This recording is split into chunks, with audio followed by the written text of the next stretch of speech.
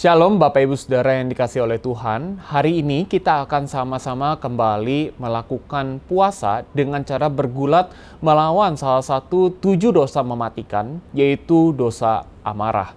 Kita tahu bahwa amarah itu sendiri bukan sebuah dosa karena berulang kali kita melihat di dalam Alkitab, Tuhan juga menunjukkan amarahnya kepada anak-anaknya yang melakukan dosa. Sehingga kita perlu mengetahui bahwa amarah dikatakan sebagai dosa ketika hal itu menjadi batu sandungan bagi diri kita bersama juga dengan orang lain. Sama seperti apa yang dituliskan juga oleh Paulus di dalam Efesus 4 ayat 26 sampai 27. Di sana Paulus memperingatkan bahwa setiap kita orang percaya tidak boleh terjebak di dalam amarah terlalu lama. Kenapa? Karena hal itu berpotensi untuk menjatuhkan kita ke dalam dosa, dan yang kedua berpotensi untuk menghancurkan komunitas orang percaya. Dan bukankah Bapak Ibu Saudara, kalau kita mau jujur, setiap kita pun begitu mudah untuk terjatuh ke dalam dosa amarah. Ketika kita mengeluarkan amarah secara tidak terkontrol, baik itu mungkin kepada pasangan kita, keluarga kita, teman-teman kita, rekan kerja kita, itu sudah terhitung sebagai dosa amarah. Ketika kita memberikan satu silent treatment kepada orang-orang di sekitar kita, dan mungkin itu dilakukan bukan hanya beberapa hari, tapi bahkan sampai beberapa minggu, itu sudah terhitung sebagai dosa amarah. Ketika kita memberikan satu kritik yang begitu tajam kepada saudara seiman kita di gereja, sampai membuat mereka sakit hati, karena mungkin mereka terlebih dahulu menyakiti kita, itu sudah termasuk dosa amarah. Ketika kita mendidik anak kita begitu keras, sampai akhirnya mungkin mereka trauma kepada kita, atau mereka tidak suka dengan cara didik kita, itu pun sudah menjadi terhitung sebagai dosa amarah.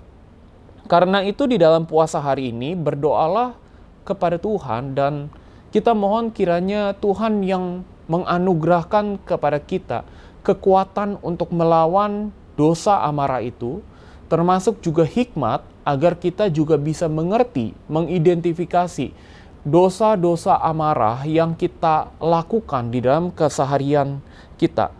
Mari kita luangkan waktu sekitar 10-15 menit, kita berdoa secara pribadi dengan Tuhan, kita mengakui kelemahan kita di hadapan Tuhan, dan kita mohon pertolongan yang berasal daripada Tuhan.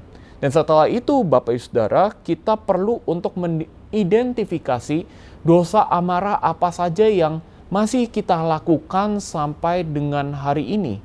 Dan kalau kita memang sudah memikirkannya secara baik-baik, apa saja dosa amarah yang kita lakukan dalam kehidupan kita, maka marilah kita sama-sama menjadikan Efesus 4 ayat 26-27 itu sebagai sebuah perenungan dalam satu hari ini. Kita terus mengingat kembali peringatan yang diberikan oleh Paulus kepada jemaatnya yang ada di Efesus. Dan itu biar menjadi kekuatan bagi kita, ingat-ingatan bagi kita, agar kita juga bisa terus melawan akan dosa amarah itu.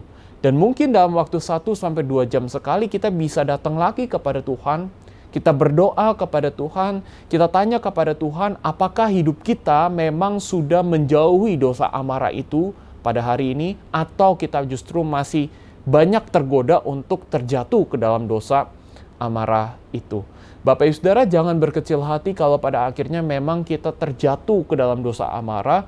Justru yang harusnya kita lakukan adalah kita kembali kepada Tuhan, kita bertobat kepada Tuhan, dan berjuang kembali untuk melawan dosa amarah tersebut. Sekali lagi Bapak Ibu Saudara, puasa ini kita lakukan dengan satu tujuan, untuk kita bisa membangun relasi yang begitu dalam dengan Tuhan, untuk menyadari bahwa kita tidak akan bisa hidup di dunia ini sendiri tanpa pertolongan daripada Tuhan, terutama ketika kita sedang melawan dosa-dosa yang seringkali berkeliaran di hidup kita. Karena itu Bapak Ibu Saudara, izinkan saya untuk berdoa bagi kita semua. Tuhan Yesus, terima kasih untuk anugerah-Mu. Kami mau sama-sama melakukan puasa pada hari ini. Kuatkan kami ya Tuhan, berikan hikmat kepada kami, biarlah kami boleh terus bersandar kepada Tuhan. Terima kasih Tuhan untuk anugerah-Mu. Di dalam nama Tuhan Yesus kami berdoa. Amin. Tuhan memberkati Bapak Ibu Saudara sekalian.